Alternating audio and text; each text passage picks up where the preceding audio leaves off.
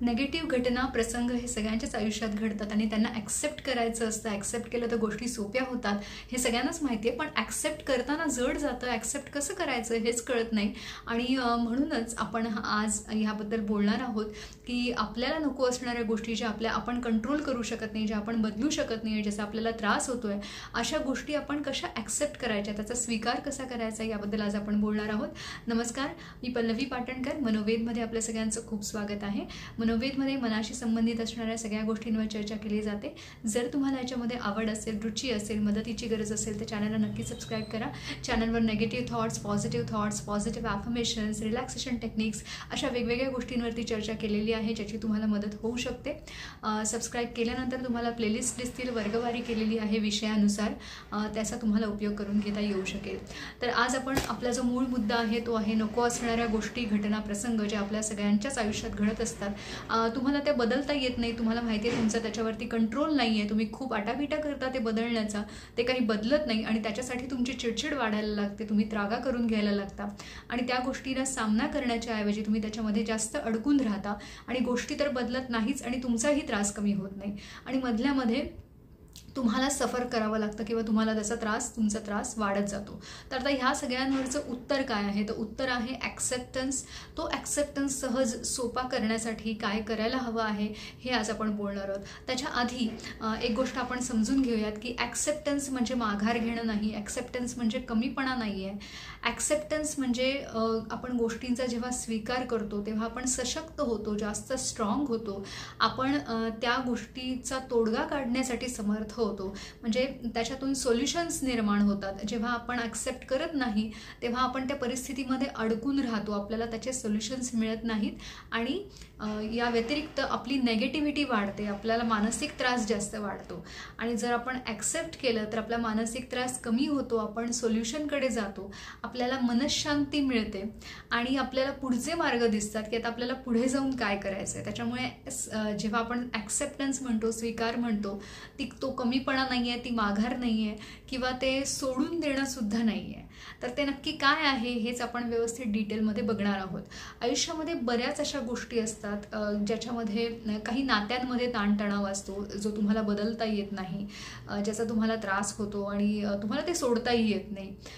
नोकरी किंवा आर्थिक स्थितीमध्ये काही स्थित्यंतर होत असतात जे तुम्हाला नको आहेत त्या गोष्टी, पण तरीही तुम्हाला ते कंटिन्यू करावंच लागतं आहे आर्थिक गरजा भागवण्यासाठी म्हणा.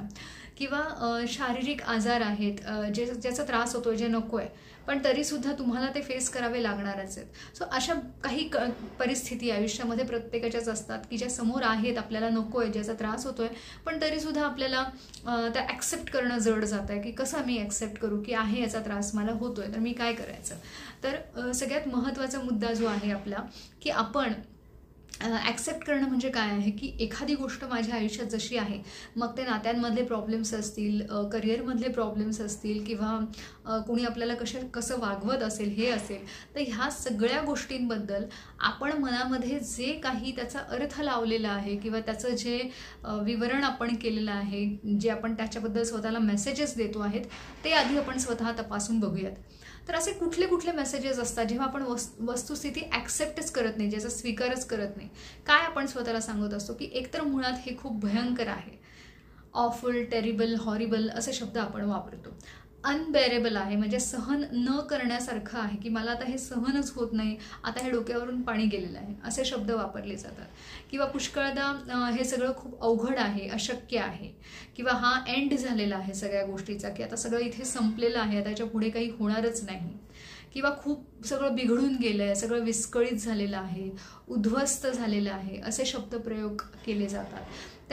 तर हे असे वेगवेगळे जे नेगेटिव्ह, खूप जास्त नकारात्मक अर्थ असणारे शब्द आणि तशाच अर्थाची वाक्य जेव्हा आपण करतो तेव्हा आपण त्या डिनायल मोडमध्ये जातो. आपण म्हणतो की का झालं, नको व्हायला पाहिजे होतं, माझ्याच बाबतीत का झालं, किंवा हे आत्ताच व्हायला हवं होतं का, किंवा मी आता हे सहनच करू शकत नाही, सगळं खूप डोक्यावरून पाणी चाललं आहे आणि ह्याच्यामुळे माझ्या आयुष्यात खूप आयुष्य थांबलं आहे माझं, आता मला पुढे काहीच करता येणार नाही, आता मला कुठलाच बदल करता येणार नाही आणि याच्यामुळे माझं खूप मोठं नुकसान झालेलं आहे आणि ते कधीच भरून येणार नाही.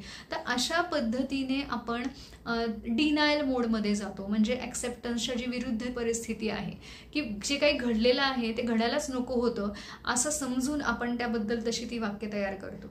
आता यामुळे काय होतं, जसं मी सुरुवातीला म्हटलं की जेव्हा तुम्ही डिनायलमध्ये असता तेव्हा तुम्ही सफर करता, तुम्हाला पेन जे आहे, त्रास आहे, भावनिक मानसिक त्रास आहे तो जास्त होतो. तुम्हाला सोल्युशन तर काहीच मिळत नाही आणि तुम्ही त्याच्यामध्ये अडकून राहता. तेच तेच तेच विचार तुम्ही करत राहता की का झालं, कसं झालं, कशामुळे झालं, व्हायलाच नव्हतं पाहिजे आणि झालं तर ते खूप भयंकर आहे. तेच तेच तेच रिपीट करत राहता. त्याच्यामुळे तुमची नेगेटिव्हिटी वाढते. तुम्हाला आहे त्या परिस्थितीतून काही वे आउट दिसत नाही, सोल्युशन्स दिसत नाही किंवा तुम्ही अजून काय करू शकता वेगळं किंवा कसं तोंड देऊ शकता ह्याच्याकडे तुमचं लक्ष जात नाही आणि उलट मानसिक त्रास वाढत वाढत जाऊन शारीरिक त्रास सुद्धा वाढायला लागतो आणि ते नेगेटिव्हिटीचं एक दुष्ट चक्र जे एक सायकल आहे ते बनून जायला लागतं आणि मग ते कुठेच ब्रेक होत नाही.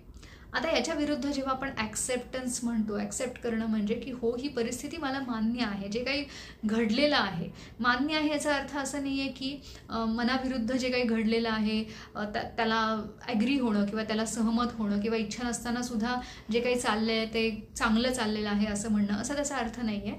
त्याचा अर्थ हा आहे स्वतःला हे सांगणं की जे काही आजूबाजूला माझ्या घडत आहे की जे मला नको आहे किंवा माझ्या इच्छेविरुद्ध आहे तर ते तसं घडतं आहे ह्याच्यावरती माझा कंट्रोल नाही आहे हे मी मान्य करतो. म्हणजे मला ते ॲक्सेप्ट करायचं आहे, म्हणजे मला त्याच्याशी सहमत व्हायचं आहे असं नाही, तर त्या गोष्टी मी बदलू शकत नाही ह्याच्यावरती माझा विश्वास आहे. म्हणजे मला ते मान्य आहे की मी नाही बदलू शकत त्या गोष्टी. मग आता मी काय बदलू शकतो किंवा माझ्या हातात काय आहे किंवा माझं आयुष्य मला आता कुठल्या मार्गावर न्यायचं आहे हा विचार माझ्यासाठी महत्त्वाचा आहे आणि आता मला त्याच्यावरती जास्त लक्ष द्यायचं आहे की जे बदलू शकत नाही त्याच्या मागे मला धावायचं आहे का किंवा ते सतत मनाशी उगाळत उगाळत राहून त्याचा त्रास करून घ्यायचा आहे का मला मी काय करू शकते किंवा माझं आयुष्य मला आता कुठल्या वळणावरती पुढे न्यायचं आहे किंवा माझे आणखीन काय प्रायोरिटीज आहेत माझ्या लाईफमधल्या, आणखीन कुठल्या महत्त्वाच्या गोष्टी आहेत की ज्याच्यावर मी जास्त लक्ष दिलं तर मला त्याचा जास्त उपयोग होईल स्वतःला पुढे नेण्यासाठी, स्वतःची प्रगती करण्यासाठी. हा विचार तिथे करणं हे जास्त महत्त्वाचं आहे. दुसरी गोष्ट अशी की याच्यामुळे माझं आयुष्य थांबलेलं नाही आहे. जे आपण मगाशी म्हणलो की जे भयंकर, हॉरिबल, टेरिबल, अनबेरेबल असे जे वर्ड्स शब्द आपण यूज करतोय की सहन करता न येण्यासारखं, उद्ध्वस्त झालंय, संपलंय किंवा हे असं काहीतरी नकारात्मक शब्द न वापरता त्याच्या जागी आपण स्वतःला हे सांगणं की जे काही आहे, जो काही त्रास आहे तो त्रास, त्या त्रासावरती मात करून पुढे जाण्याची ताकद माझ्यामध्ये आहे. माझा त्या ताकदीवरती स्वतःवरती विश्वास आहे आणि आयुष्य इथे संपलेलं नाही आहे किंवा थांबलेलं नाही आहे किंवा त्याच्यामुळे काही विस्कळीत आणि उद्ध्वस्त झालेलं नाही आहे. तर याच्यातूनही पुढे जाऊन पार करून पुढे जाण्याची ताकद माझ्यामध्ये आहे आणि नवीन रस्ता शोधण्याची जी क्षमता आहे, नवीन मार्ग शोधण्याची क्षमता आहे, त्या क्षमतेवर माझा विश्वास आहे, स्वतःवरती विश्वास आहे.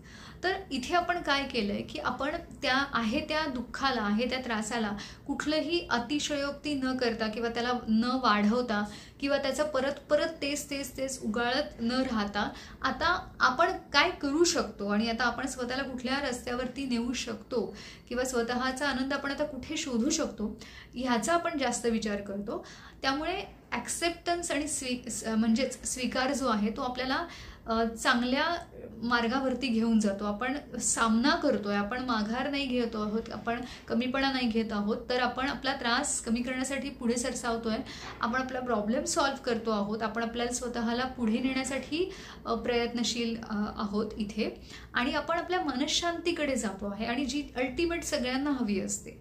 म्हणजे सगळं काही सुख आहे, सगळं काही आहे आणि मनःशांती नसेल तर सगळं शून्यात जमा होतं. म्हणूनच त्या मनःशांतीकडे नेणारा हा आपल्याला ॲक्सेप्टन्सचा मार्ग जो आहे तो मदत करतो. म्हणूनच स्वीकार करणं हे आपल्यासाठी खूप महत्त्वाचं आहे. आता काही अपवादात्मक परिस्थिती जिथे आपल्याला हा ॲक्सेप्टन्स गरजेचा नाही किंवा त्याचा उपयोग नाही, अशा कुठल्या गोष्टी आहेत की जिथे आपल्याला शारीरिक मानसिक अत्याचार होत आहेत किंवा खूप जास्त मोठ्या प्रमाणावरचा अन्याय होतो आहे आणि तिथे आपल्याला आवाज उठवणं किंवा तिथे त्याच्याविरुद्ध तक्रार करणं किंवा त्या गोष्टी सहन न करणं हे खूप जास्त महत्त्वाचं आहे.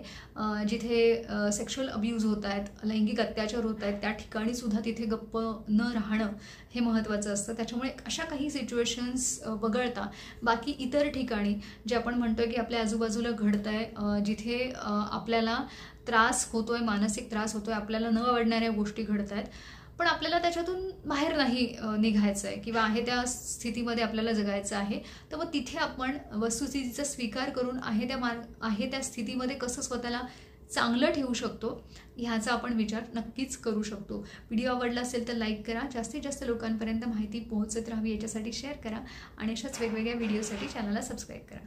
धन्यवाद.